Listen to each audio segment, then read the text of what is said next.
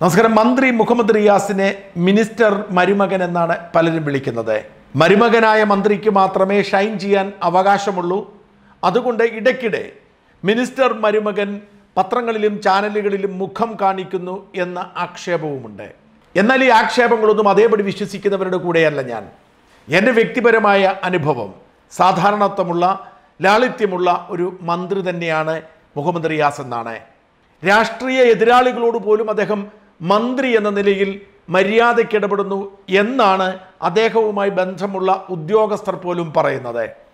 ഈ മന്ത്രിസഭയിൽ രാഷ്ട്രീയ ഭേദമില്ലാതെ ഇടപെടുന്ന മറ്റു രണ്ട് മന്ത്രിമാർ മന്ത്രി VN വാസവനും മന്ത്രി ശിവൻകുട്ടിയുമാണ് എന്നും CPM-കാരല്ലാത്ത സർക്കാർ ഉദ്യോഗസ്ഥന്മാർ പോലും എന്നോട് പറഞ്ഞിട്ടുണ്ട്. സാധാരണഗതിക്ക് സർക്കാരിൻ്റെ നമ്പർ എഴുതിയ വാഹനങ്ങൾ കാണുമ്പോൾ ആരാണ് അകത്തിരിക്കുന്നത് എന്ന് നോക്കുക ഒരു കൗതുകമുള്ള കാര്യമാണ്. ഞാനും അത് ചെയ്യാറുണ്ട്. കഴിഞ്ഞ ദിവസം എനിക്കൊരു അനുഭവം ഉണ്ടായി. 45-ാം നമ്പർ സർക്കാർ വാഹനം മറ്റെല്ലാ വാഹനങ്ങളെയും പോലെ പതിയെ പോകുന്നത് എൻ്റെ ശ്രദ്ധയിൽപ്പെടുന്നു.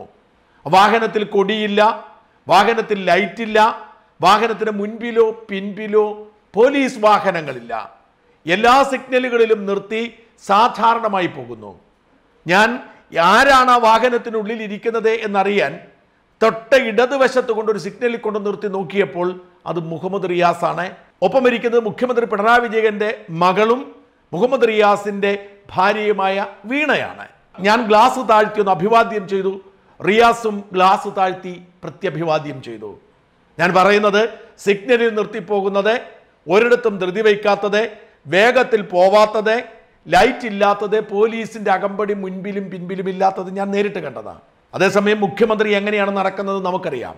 അതുകൊണ്ടാണ് പറയുന്നത് മുഹമ്മദ് റിയാസിന്റെ പല ഇടപെടലുകളും ബോധപൂർവമായ ഒരു പബ്ലിക് റിലേഷനാണ് എന്ന് പറയുന്നത് അത്ര യോജിക്കാൻ പ്രയാസമുണ്ടെന്ന്.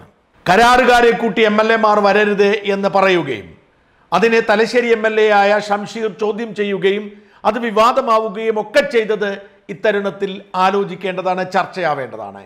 മറ്റൊരു കരാറുകാർക്കും ഇവിടെ പ്രസക്തിയില്ല, എല്ലാം ഊരാളുങ്കനാണല്ലോ എന്ന ഒരു ട്രോള ഇതുമായി ബന്ധപ്പെട്ട് ഇറങ്ങുന്നുണ്ട് എന്നത് അംഗീകരിക്കുമ്പോൾ തന്നെ CPM MLA-മാരെ പോലും ചൊടിപ്പിക്കുന്ന തരത്തിൽ നിലപാടെടുക്കുന്നത് ആദരവോടുകൂടി കാണേണ്ടതാണ്. അതുകൊണ്ടാണ് മന്ത്രി മുഹമ്മദ് റിയാസിന്റെ ശ്രദ്ധയിൽപ്പെടുത്തുന്നതിന് വേണ്ടി ഞാൻ ഒരു വീഡിയോ കാണിക്കുന്നത്. സോഷ്യൽ മീഡിയയിൽ വളരെയേറെ വൈറലായ ഒരു വീഡിയോയാണ്. അത് മന്ത്രിയുടെ ശ്രദ്ധയിൽപ്പെട്ടിട്ടില്ലെങ്കിൽ മറക്കാതെ കാണണം.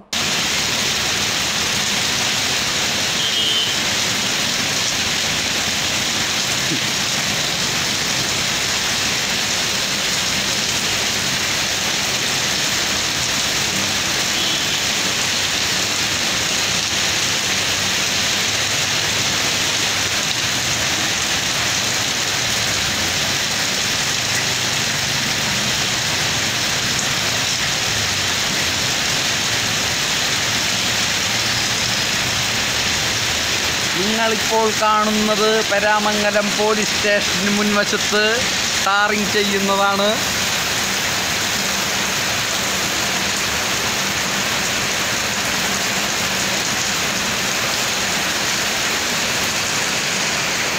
മഴയത്ത് ടാറിംഗ് ചെയ്യുന്ന പ്രത്യേകതരം ടാറിംഗ് ആണ് നിങ്ങൾ കണ്ടുകൊണ്ടിരിക്കുന്നത്.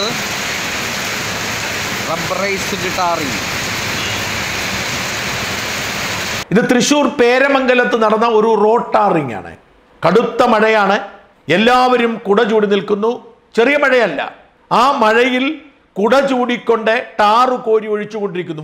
വാഹനത്തിൽ ടാറ് കിടക്കുന്നു, ടാറ് വാരി ചിലർ ഒഴിച്ചുകൊണ്ടിരിക്കുന്നു. അമ്മാവൻ കല്ലെന്ന് നമ്മൾ വിളിക്കുന്ന ഈ റോളർ അത് ഈ മഴയത്ത് തന്നെ ഇതിൻ്റെ പുറത്ത് കയറിക്കൊണ്ടിരിക്കുന്നു. നമ്മൾ കണ്ടതാണ്. അതിലെ പോയ ഒരു സാധാരണക്കാരൻ പകർത്തിയ ദൃശ്യമാണ്. എത്ര ഭയാനകമായ ഒരു കാഴ്ചയാണിത്. പെരുമഴ പെയ്യുമ്പോൾ റോഡ് ടാറ് ചെയ്യുന്നു. ഈ ദൃശ്യം അദ്ദേഹം പകർത്തിയത് കൊണ്ട് നമ്മൾ കണ്ടു. ഇത്തരത്തിലുള്ള ദൃശ്യങ്ങൾ നിരന്തരം നമ്മൾ നേരിട്ട് കാണാറുണ്ട്. നമ്മൾ കേരളത്തിലെ ഏത് വഴിയെ യാത്ര ചെയ്താലും നമുക്ക് കാണാൻ സാധിക്കും ഇത്തരം റോഡ് നിർമ്മാണങ്ങൾ. അതായത് പെട്ടെന്ന് മഴ പെയ്താൽ എന്ത് ചെയ്യും എന്ന ചോദ്യം പ്രസക്തമാണ്. മഴ പെയ്താൽ നിർത്തിവയ്ക്കണം, മഴയത്ത് ചെയ്യാൻ പാടില്ല. മാത്രമല്ല വലിയ ഒരു പെരുമഴ പെയ്തുകൊണ്ടിരിക്കുമ്പോൾ ആ സമയത്ത് ഇത്തരം റോഡ് നിർമ്മാണങ്ങൾ നടത്താൻ പാടില്ല, നിർത്തിവയ്ക്കണം. കാരണം ഈ മഴയത്ത് ഇത് ഒരിക്കലും ബലവത്താവില്ല. വളരെ ഉത്തരവാദിത്തമില്ലാത്ത ഒരു കടമ നിറവേറ്റില്ല. ഇങ്ങനെ ചെയ്താൽ മാത്രമേ വീണ്ടും ഇവർക്ക് റോഡ് ഉണ്ടാക്കാൻ കഴിയൂ. നമ്മുടെ നാട്ടിലെ റോഡുകളെല്ലാം പൊളിഞ്ഞു പോകുന്നതിൻ്റെ കാരണം അതാണ്. ഞാൻ ഇന്ന് മനോരമയിൽ വായിച്ചു, തിരുവനന്തപുരത്തെ ബൈപ്പാസ്, അതായത് കഴക്കൂട്ടം മുതൽ കാരോട് വരെയുള്ള ബൈപ്പാസ് നിർമ്മാണത്തെക്കുറിച്ചൊരു വാർത്ത വായിച്ചു. 15 വർഷത്തേക്ക് ഒരു കേടുപാടും ഉണ്ടാവില്ല. അതാണ് അത്തരം പുതിയ ടെക്നോളജി. അത്തരം ടെക്നോളജികൾ ഉള്ളപ്പോൾ നമ്മൾ ഈ മഴയത്ത് ഇങ്ങനെ റോഡ് ടാർ ചെയ്യുന്നതിൻ്റെ ലക്ഷ്യം അത് ഉടൻ തന്നെ പൊളിഞ്ഞുപോയി വീണ്ടും ടെൻഡർ വിളിച്ച് റോഡ് ടാർ ചെയ്യാനാണ്. നമ്മുടെ നാട് നേരിടുന്ന ഏറ്റവും വലിയ പ്രതിസന്ധികളിൽ ഒന്നാണിത്. എന്തുകൊണ്ടാണ് ഒരു റോഡ് ടാർ ചെയ്ത് 1 വർഷം പോലും നിൽക്കാതെ അത് പൊളിഞ്ഞു പോകുന്നത്? ഇപ്പോഴും അത്തരം സംവിധാനങ്ങൾ നിലനിൽക്കുന്നു. ഇത് 3 കൂട്ടർക്ക് മാത്രമേ ഗുണം ചെയ്യൂ: കോൺട്രാക്ടർക്കും, ഉദ്യോഗസ്ഥർക്കും, രാഷ്ട്രീയക്കാർക്കും. കാരണം കോൺട്രാക്ടർക്ക് വീണ്ടും പണി കിട്ടും, അതുകൊണ്ട് കോൺട്രാക്ടർക്ക് സന്തോഷം, ഉദ്യോഗസ്ഥന്മാർക്ക് വീണ്ടും കൈക്കൂലി കിട്ടും, രാഷ്ട്രീയക്കാർക്ക് വീണ്ടും അതിൻ്റെ വിഹിതം കിട്ടും. അതുകൊണ്ട് തുടർച്ചയായി റോഡുകൾ അവർ നിർമ്മിച്ചു കൊണ്ടിരിക്കുന്നു. ഇത്തരമൊരു അവസ്ഥയ്ക്ക് അന്ത്യം കുറിച്ചാൽ മാത്രമേ നമ്മുടെ നാട് നന്നാവൂ. അതുകൊണ്ട് ഇതൊരു ഭയാനകമായ കാഴ്ച. ഞാൻ ഏതാനും ദിവസങ്ങൾക്ക് മുൻപ് മറ്റൊരു വീഡിയോ കണ്ടിരുന്നു, പ്രേക്ഷകർ അത് ശ്രദ്ധിച്ച് കാണും. കോതമംഗലത്തെ ഒരു റോഡ് നിർമ്മാണം നടക്കുകയാണ്. റോഡ് നിർമ്മാണത്തിന്റെ ഭാഗമായി അരികിൽ വലിയ മതിൽ കെട്ടുന്നു. അപ്പോൾ അത് മുഴുവൻ ക്ലിയർ ചെയ്തിട്ട് കമ്പി അടുക്കിയിരിക്കുന്നു. കമ്പിയിലേക്ക് കോൺക്രീറ്റ് കോരി ഒഴിക്കുന്നതിന് പകരം മണ്ണും കല്ലും എല്ലാം കൂടി കൊട്ടയിൽ വാരിയിടുന്ന ദൃശ്യമാണ്. പിന്നീട് നാട്ടുകാർ ബഹളം വെച്ചു, അതെല്ലാം തിരിച്ചു മാറ്റി പുതിയ കോൺക്രീറ്റ് ഇട്ടു. പക്ഷേ ആ നാട്ടുകാർ ബഹളം വെച്ചില്ലെങ്കിൽ, ആരെങ്കിലും അത് വീഡിയോയിൽ പകർത്തിയില്ലെങ്കിൽ എന്തായിരിക്കുമായിരുന്നു സ്ഥിതി? ഇത്തരത്തിൽ പൊതുജനങ്ങളുടെ പണം ദുരുപയോഗിക്കുന്നത് അറുതി വരുത്തിയേ പറ്റൂ. വേറൊരു വീഡിയോ ദൃശ്യം ഞാൻ പ്രേക്ഷകരുടെ ശ്രദ്ധയിൽപ്പെടുത്താം. ഈ പറയുന്ന ന്യൂനമർദ്ദങ്ങളുണ്ട്, വലിയ വെള്ളപ്പൊക്കം വരുമെന്ന് പറയുന്ന സമയത്ത് നടക്കുന്ന മറ്റൊരു നിർമ്മാണ പ്രവർത്തനം നാട്ടുകാരൻ ചോദ്യം ചെയ്യുന്നു. അതിന് ഉത്തരമില്ലാതെ ആദ്യം കുറേ നേരം ഈ നിൽക്കുന്നു, പിന്നീട് നീ പോയി പണി നോക്കണമെന്ന് പറഞ്ഞ് പണി തുടരുന്ന ഒരവസ്ഥ. ഈ വീഡിയോ ചെയ്തത് ഇരിങ്ങാലക്കുട വോയിസ് എന്ന് പറഞ്ഞ പ്രാദേശിക ചാനലാണ്. ഇരിങ്ങാലക്കുട വോയിസിന് വേണ്ടി ഇതെടുത്ത് പുറത്തുവിട്ട ആൾ പറയുന്നതൊക്കെയാണ് ഇതിലെ യാഥാർത്ഥ്യം. കേൾക്കുക. സാർ, എന്തുകൊണ്ടാണ് സാർ ഈ കോൺക്രീറ്റ് ഈ മഴയത്ത് ചെയ്യാൻ തീരുമാനിച്ച്? 5 ദിവസം ന്യൂനമർദ്ദം കടുക്കുമെന്ന് ന്യൂസുകളിലും പത്രങ്ങളിലും എല്ലാം ഉള്ളപ്പോൾ എന്തുകൊണ്ട് താങ്കൾ 5 ദിവസം ഇതൊന്നും നീട്ടിവെച്ചില്ല? 5 ദിവസം കഴിഞ്ഞതിന് ശേഷം ചെയ്തില്ല. മഴയില്ലല്ലോ, ചാറ്റിൽ മാത്രമല്ലോ. ഇത് മഴയില്ല, ചാറ്റിൽ മഴ. ഇന്ന് മഴ കടുക്കില്ലെന്ന് താങ്കൾക്ക് ഉറപ്പുണ്ടോ? ഇന്നത്തെ ദിവസം മഴ കടുക്കില്ല എന്ന് താങ്കൾക്ക് ഉറപ്പുണ്ടോ? ഏതെങ്കിലും നിലയത്തിൽ നിന്ന് താങ്കൾക്ക് ഉറപ്പ് തന്നിട്ടുണ്ടോ? ഞാൻ ചോദിക്കുന്നത്, മാമിൻ്റെയോ സാറിൻ്റെയോ ഒരു വീട് പണിയുമായിരുന്നെങ്കിൽ സാറ് ഈ ദിവസം തിരഞ്ഞെടുക്കുമോ? ഇനി ഇതിൻ്റെ അപ്പുറത്തേക്ക് ഞാൻ വേറൊരു ചോദ്യം കൂടി ചോദിക്കുക. നിങ്ങൾ ഇവിടുന്ന് കോൺക്രീറ്റ് ചെയ്ത് പോയതിന് ശേഷം ഒരു നല്ല പെരുമഴ പെയ്താൽ എന്ത് ചെയ്യും? ആരാണ് അതിൻ്റെ റെസ്പോൺസിബിലിറ്റി? ആർക്ക് കുഴപ്പമില്ല. ഞാൻ ചോദിക്കുന്നത്, ഇപ്പൊ ഈ വീഴുന്ന ഈ കോൺക്രീറ്റ് ചെയ്യുന്ന ഇതിന് മേളിൽ റൂഫോ ഒന്നുമില്ല. നോക്കിയേ, ഈ കോൺക്രീറ്റ് ചെയ്യുന്ന ഇതിന് മണ്ടയ്ക്ക് വെള്ളം വീണ് കഴിഞ്ഞാൽ ഈ വെള്ളം സിമെന്റാണ് ഒലിച്ചു പോകുന്നത്. വെള്ളം മാത്രമല്ല, ആ വെള്ളത്തിന്റെ കൂടെ സിമെന്റും കൂടെ ഒലിച്ചു പോകുന്നത്. ഇല്ല, അങ്ങനെ പറയാൻ പറ്റില്ല സാറേ, അങ്ങനെ പറയാൻ പറ്റില്ല. നിങ്ങൾക്ക് അടുത്ത തലമുറയെ പറ്റി ബോധമില്ലാത്തതുകൊണ്ടും അവരുടെ സുരക്ഷിതത്വ ഓർമ്മയില്ലാത്തതുകൊണ്ട് നിങ്ങൾ പറയുക. നിങ്ങളുടെ വീടാണെങ്കിൽ, എൻ്റെ സിമ്പിൾ ചോദ്യം, നിങ്ങളുടെ വീടാണ്, നിങ്ങൾ ഇത് ചെയ്യാൻ അനുവദിക്കുമോ? നിങ്ങൾ അനുമതി കൊടുക്കുമോ? ഇത്രയേ ഉള്ളൂ എൻ്റെ ചോദ്യം. മഴ കടുക്കുവാണെങ്കിൽ പണി നിർത്തി വെക്കും. അപ്പോൾ വരുന്ന ജോയിന്റോ സാർ, അതുകൂടെ എന്നോട് മറുപടി പറഞ്ഞു തന്നെ.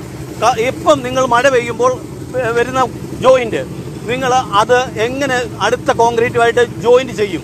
അവിടെ വരുന്ന ലീക്ക് ആർക്ക് ഉത്തരവാദിത്വം ഉണ്ടാവും? പിന്നെ മഴ തോർന്നു കഴിഞ്ഞ് ചെയ്യും. അപ്പോഴോ അങ്ങനെ ആകുമ്പോൾ 2 സെറ്റിംഗ് ടൈം ആവത്തില്ലേ? അപ്പോഴും ഒരു ഇത് വരത്തില്ല, ചെറിയ ഗ്യാപ്പ് എങ്ങനെ മെയിൻറ്റെയിൻ ചെയ്യാൻ സാർ ഉദ്ദേശിക്കുക? അതുകൂടെ ഒന്ന് പറഞ്ഞാ, അതെങ്ങനെയാണെന്ന് പറഞ്ഞാൽ ഉപകാരമായിരുന്നു. ചെയ്യാൻ പറ്റുമെന്ന് പറഞ്ഞാൽ അത് എങ്ങനെയായിരുന്നു നിങ്ങളുടെ ടെക്നിക്ക്? ആ, ഞാൻ ചോദിക്കുന്നല്ല സാറേ, ഇത് ഒരു ദിവസം കൂടെ എന്താ താമസിച്ച കുഴപ്പം? ഞാൻ പറയുന്നതല്ല, ഇതിന് അതിന്റെ അപ്പുറത്തേക്ക് താമസിപ്പിക്കണ്ടായല്ലോ. ഇത് സാറെന്തിനാ കുട പിടിച്ചേക്കുന്നത്? സാറെന്തിനാ കുട പിടിച്ചേക്ക് ഇത്ര നേരം? ഉണ്ട്, അതുകൊണ്ടല്ലേ ഞാൻ മഴ തന്നെ. ഏതാണ്ട് ഈ വെള്ളത്തിൽ കാണുന്ന അനക്കൊക്കെ പിന്നെ മീൻ അടിക്കുന്നതാണോ? ഇതിന് മാത്രം സമൃദ്ധമാണോ? ഇനി അതെല്ലാം പോട്ടെ സാറേ, അത് പോട്ടെ സാറൊക്കെ അത് വിടെ പോട്ടെ. എന്തുകൊണ്ട് ന്യൂനമർദ്ദം കടുക്കുമെന്ന് പറഞ്ഞാൽ ഇത്രയും ദിവസം താങ്കൾ എടുത്തോളൂ, താങ്കൾ ഇതിന് അനുമതി കൊടുത്തു. മെമ്പറൊക്കെ ചോദിച്ചാൽ മതി, മെമ്പറുടെ നിർബന്ധപ്രകാരം. അതൊന്നുകൂടെ പറയണം സാറ്. ചാനലുകാരനാണ്. ആയിക്കോട്ടെ, എന്തെങ്കിലും ആയിക്കോട്ടെ, സൗകര്യമില്ല പറയാൻ. ഓക്കെ, കൊള്ളാം. നല്ല നല്ല നല്ല നല്ല ഉത്തരവാദിത്ത ബോധം, നല്ല സാമൂഹ്യ ബോധം, നല്ല ഉത്തരവാദിത്ത ബോധം, എല്ലാ ബോധം. ഞാൻ തടഞ്ഞിട്ടില്ലല്ലോ. ഞാൻ തടഞ്ഞു. ഞാൻ സാറിനോട് പറഞ്ഞു നിർത്താൻ പറഞ്ഞു. ഞാൻ നിർത്താൻ പറഞ്ഞിട്ടില്ല. എന്നാ നടന്നോട്ടെ. ഇവിടെ ആർക്കും അടുത്ത തലമുറയെ പറ്റി ഇവിടെ ആർക്കാ ബോധമുള്ളേ? ആർക്കുമില്ല. അപ്പൊ പിന്നെ കുഴപ്പമില്ലല്ലോ, എന്തും ചെയ്യാമല്ലോ. പൊക്കോട്ടെ. അപ്പോൾ സന്തോഷം, വളരെ സന്തോഷം. കൊടുത്തേക്കും.